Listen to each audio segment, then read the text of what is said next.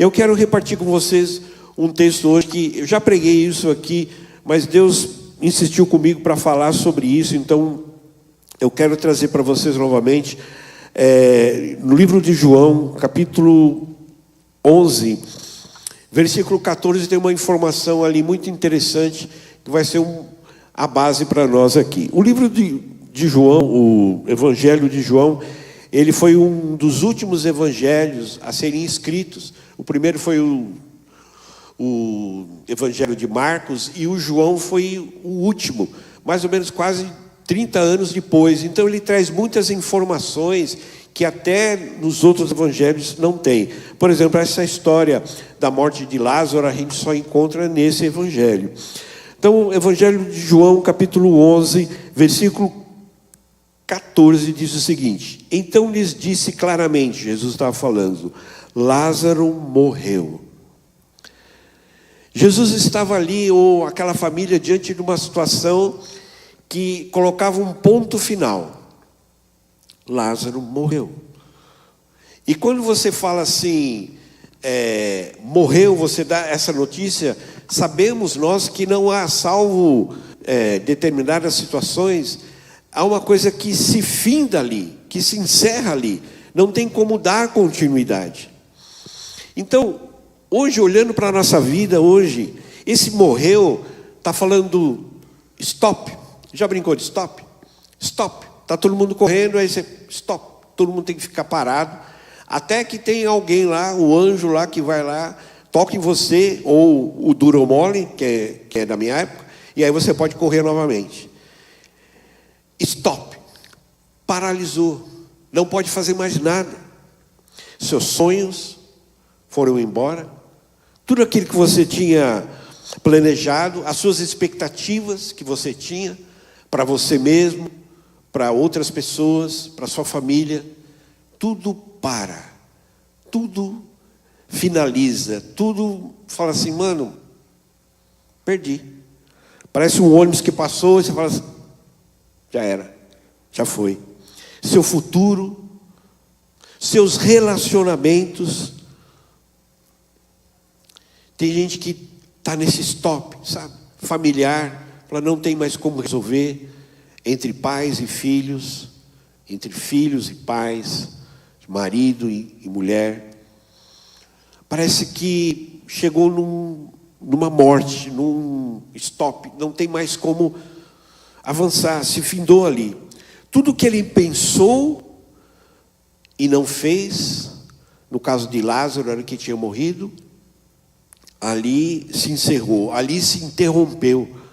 A morte para Lázaro foi uma interrupção de coisas que ele tinha planejado.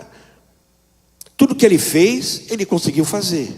As coisas que estavam para ele fazer foram interrompidas. E isso acontece conosco também. Tudo que ele tinha se proposto a fazer, morreu. Seus negócios estancaram. Não sei, tem muita informação de Lázaro, mas alguns especuladores falam que talvez ele fosse uma pessoa que tivesse posses, que fosse um comerciante. Não tem uma base sólida para isso, mas eu não sei qual era a profissão dele, não sei o que ele fazia, como ele sobrevivia, mas na morte dele, alguma coisa aconteceu chamado acabou.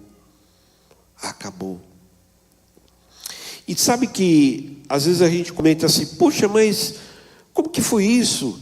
Tava bem até esses dias, eu falei com ele, de repente, foi. No caso de Lázaro, a palavra de Deus fala que Lázaro adoeceu. Isso é uma chave para a gente aqui, do que Deus quer falar com a gente hoje. Às vezes a gente não percebe, mas aos pouquinhos a gente está com a nossa vida espiritual morrendo, com os nossos sonhos meio morrendo. Estamos doentes, estamos adoecidos. Então, o nosso prazer de vir à casa do Senhor diminui, nosso tempo com Deus diminui. Aliás, nós estamos fazendo meditação do Salmo 119? Sim, amém. Quem não está fazendo, diz amém. Não é para dizer amém, muito bem. Então, parece que tudo fica sem sabor, sem gosto novamente, sabe? Sem satisfação de se fazer aquilo. Mas Jesus olhando aquela situação, por isso que o tema diz que Jesus quer fazer fluir novamente. No versículo 23, eu quero ler com você, quando Jesus começa, quando nós damos vazão, e porque foram chamar Jesus, né? Quando a gente chama Jesus para a nossa situação, Jesus disse para a irmã dele: o seu irmão vai ressuscitar. Então, a palavra de Jesus ali foi algo diferente daquilo que estava acontecendo. Enquanto havia morte, enquanto havia interrompimento, enquanto havia separação, enquanto havia acabou, Jesus falou assim: olha, o seu irmão vai ressuscitar. Então, com isso ia ressuscitar os sonhos, com isso ia voltar novamente, ele ia fluir novamente. Mas a nossa pastora fala muito sobre cada promessa de Deus há uma condição atrelada, né? Quem trabalha com programação aqui tem um famoso if, then e else, né? Se isso, então faça aquilo. Caso contrário, faça aquilo outro. São lógicas, mas Jesus, mais à frente, versículo 24, nós lemos 23, 24, 25, diz o seguinte: Marta respondeu: eu sei que ele vai ressuscitar na ressurreição do último dia. Disse-lhe Jesus: eu sou a ressurreição e a vida. Aquele que crer em mim, ainda que morrerá, viverá. E quem vive e crê em mim, não morrerá eternamente. E ele faz uma pergunta: você acredita nisso que eu estou te falando? Então, Jesus, ele pôs exatamente o contraponto. Ali o assunto era só morte. Muito provavelmente esse cara era um cara conhecido. Daí a teoria desse cara ser talvez talvez ser um comerciante, porque ele era muito conhecido. Dei uma de apóstolo, ele que fazia isso, né? Lembrei dele agora. Mas Jesus, e ela falou assim: mas eu sei que ele vai ressuscitar no último dia. E ele falou assim: eu não estou falando disso, eu sou a ressurreição. E esse Jesus está aqui, e ele está dizendo para a sua vida hoje, para a sua situação, ele é a ressurreição na sua vida, daquilo que você está vivendo, daquilo que na sua concepção acabou. É melhor se conformar do jeito que está, porque aliás até poderia piorar, e a gente já agradece pela tragédia não ser tão grande, pelo problema não ser tão grande. Graças a Deus, podia ser pior. Tudo bem, há realmente livramentos que Deus nos dá, e às vezes a gente fica perguntando: mas por que aconteceu isso? Bom, poderia realmente ser bem pior. Deus nos livrou de uma coisa pior. Mas aqui Jesus, ele disse para ela: ei, hello, eu sou a ressurreição, eu estou aqui. Jogador de futebol às vezes dá uma dessa, né? O nosso querido Caicai lá, ele fala assim: não, eu estou aqui agora, mano, estou aqui, mano, nós vamos ganhar. Jesus está dizendo hoje para você assim: por que você está falando que acabou? Por que você está vivendo um luto? Por que você está vivendo essa morte? Por que você está vivendo esse tempo do acabou, não tem mais jeito? Eu sou a ressurreição. E ele fala assim: você crê nisso? Então a chave está em acreditar, em crer. O que aconteceu com esse casal? Né, amor? O que aconteceu? Eles acreditaram, eles creram. Eles não fizeram uma troca, uma barganha com Deus. Eles creram, eles pegaram a promessa, pegaram aquela palavra, falaram assim: vamos, amor, vamos. E eles foram, e ali aquilo foi imputado na vida deles como bênção, como foi para Abraão, por exemplo. Então, a condição era: aquele que crer em mim, ainda que morra, viverá. Qual é a sua resposta para isso? Você crê? Lázaro estava ali. Você sabe quantos dias ele ficou ali? 4, muito bem. 4 dias ele ficou ali.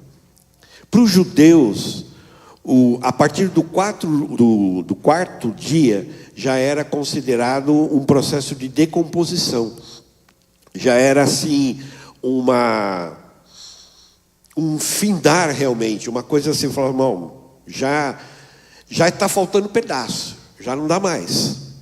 4 dias, era um estado avançado, alguma coisas que, se tinha alguma esperança, no 4º dia, não tinha mais. Então isso fala de desconfiguração, isso fala de você perder partes das coisas. Você crê em algumas coisas, vive algumas coisas bem e outras já não tão bem.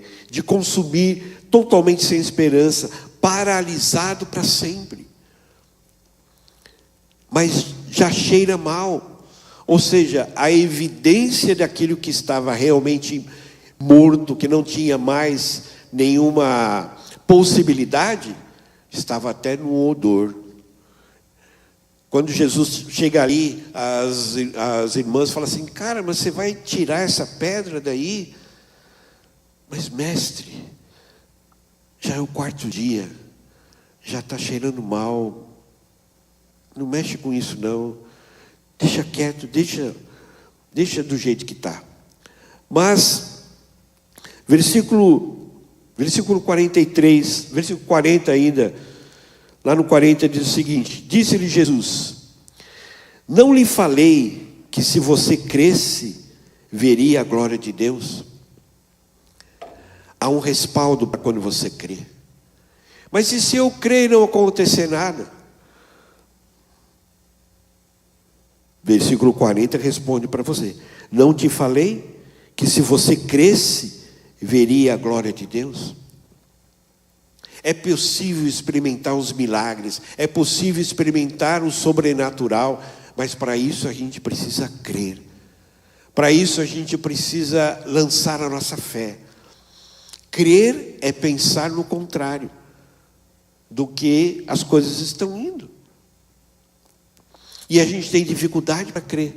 No nosso discipulado a gente falava isso, né, de um testemunho, né, que a gente estava contando lá. A gente tem dificuldade, algumas coisas a gente crê mais, outras a gente fala assim, esse não dá nem para crer, porque realmente está cheirando mal. Essa situação não tem mais como resolver. Azedou tudo, não tem mais como. Versículo 43, depois de dizer isso, Jesus bradou em alta voz, que fala de autoridade, Lázaro, vem para fora. A palavra de Deus diz que, no começo desse texto, desse contexto, que eles eram amigos. Jesus amava Lázaro, Marta e a sua irmã. Eles tinham um relacionamento de amizade. Eram próximos. Talvez Jesus tivesse jantado na casa deles algumas vezes. Talvez tivesse recebido ofertas para o seu ministério algumas vezes. Moravam numa cidade ali próxima de Jerusalém, Betânia, que não era muito longe dali. Jesus tinha um carinho muito especial por eles. Mas quando Jesus vai tratar daquela pessoa, ele chama aquela pessoa pelo nome. Jesus, e aí você está aí agora ouvindo essa palavra e fala assim, mas será que é comigo isso? Será que essa situação que eu tenho na minha empresa, na minha família, no meu desemprego, na minha desesperança, naquilo que eu não creio mais, naquilo que eu já deixei para lá, será que tem a ver comigo? Hoje o Senhor está chamando você pelo seu nome, está dizendo assim, ei, é com você. É com você, Maria, é com você, João, é com você, Marta, é com você, Nivaldo, é com você. E aí, o morto então saiu com as mãos e os pés envolvidos em faixas de linho e o rosto envolto num pano. Mas qual foi a ordem que Jesus deu ali para Lázaro? A ordem que Jesus deu para Lázaro foi assim, vem para fora. estava ali no túmulo. E Jesus fala assim: vem para fora. Hoje é um convite para a gente sair dessa mesmice. Hoje você precisa quebrar esse ciclo que tem prendido você. E você não consegue sair dessa situação. E hoje o Senhor está dizendo para você: você precisa sair fora, sair da sua problemática, olhar para os céus, ver as estrelas e ver ainda que Deus tem muito para fazer na sua vida. Se você crê, você vai ver milagres e sinais na sua vida. E talvez a pergunta mais importante, o texto mais importante hoje, a frase mais importante, o versículo mais importante que a gente tem aqui, é aquele que a gente já leu. Você crê nisso? Jesus estava perguntando. Porque depois ele falou assim: eu não disse para você? E aí Lázaro não tinha ressuscitado ainda. Eu não disse para você que se você crê, você veria a glória de Deus? E aí depois ele ressuscita Lázaro. Pois é, eu falei para você crer, não falei? Então agora você vai ver os sinais de Deus. E ele manda aquelas pessoas fazerem o contrário. A pedra foi rolada, não sei se para a direita ou para a esquerda, mas fechando. E Jesus fala assim: tira a pedra. Eu falei: ué, mas não era para fechar? Eu falei assim: beleza, mas eu estou falando para abrir, eu estou falando para você sair de fora. Eu estou chamando o seu nome hoje para você acreditar em mim, para você voltar a ter esperança. E para fora, né? Quando Jesus mandou ele: venha para fora da morte, para fora da decomposição, para fora das perdas, para fora daquilo que já está consumado, para fora daquilo que é ruim, daquilo que cheira mal, que não tem condições nenhuma. E o versículo 44, vou pedir para o Ministério de Louvor já vir aqui. Hoje nós vamos terminar mais cedo, olha que bênção. Mas nós vamos orar bastante ainda. Versículo 44 diz o seguinte: o morto saiu com as mãos e os pés envolvidos em faixas de linho e o rosto envolto num pano. Disse-lhe Jesus: tirem as faixas dele e deixem-no ir. Hoje Jesus não quer que você seja parado, morto. Ele quer que você vá. Ele quer que você retorne. Ele quer que fazer fluir novamente as coisas na sua vida e através da sua vida. Você sabe qual é o nosso tema, nosso rema para 2025? Que fala sobre o renovo. E hoje é um tempo de você deixar Jesus fluir novamente na sua vida. De deixar o Senhor tomar áreas da sua vida que realmente paralisaram. Foram paralisadas, que estão paralisadas. Você crê? Amém.